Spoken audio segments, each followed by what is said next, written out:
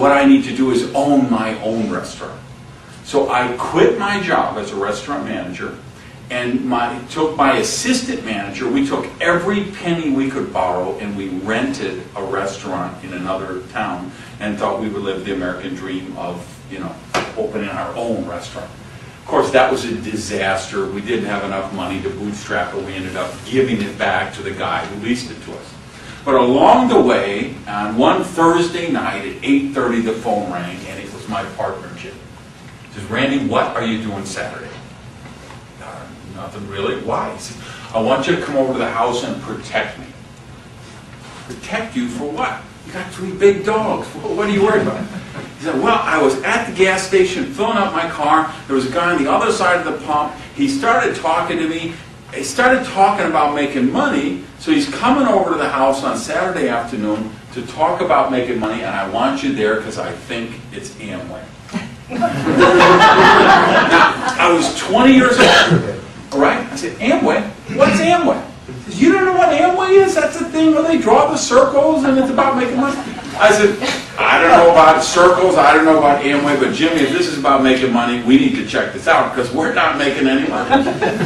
So I go over to his house this Saturday afternoon. That guy shows up. His name is Jimmy too. He has a yellow legal pad like this. He has a red pen. He draws a circle and he writes, "You average person in the world today watches 6 hours of television a day."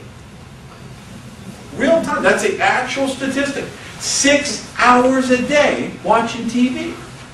The average kid today spends 27 hours a week playing video games. So if you don't follow through, if you don't help them nurture, that's why I say that's their amateurs and professionals. See, if we just left this room, I know we've got some real success conscious people in this room. People, you stayed for the night owl. You could be home watching V tonight, right? You're here instead, so you're a professional, right? So, but if we just went out here and the next 100 people we saw on the bus stop said, "Would you like to be healthy? Would you like to be happy? Would you like to be rich?" All 100 would say yes. Say, "We could show you a 2 to 4 year plan where you could be financially free." Would you do that? Absolutely. Would you be willing to trade 10 or 15 hours a week for that 2 to 4 years to be financially free? Yes, sign me up. But on Tuesday night, when you have the meeting here at 7:30 and they're trying to walk out of the house and they see that remote control,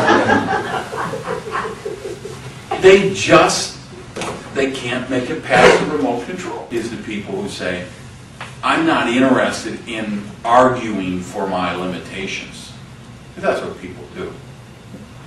And see, I learned that was one of the most important lessons I ever learned in personal growth, is only argue for the limitations you want to keep. I don't know that many people. Well, the more you argue for that limitation, the more you're going to own it. "I'm just horrible at doing invitations. I just can't make invitations."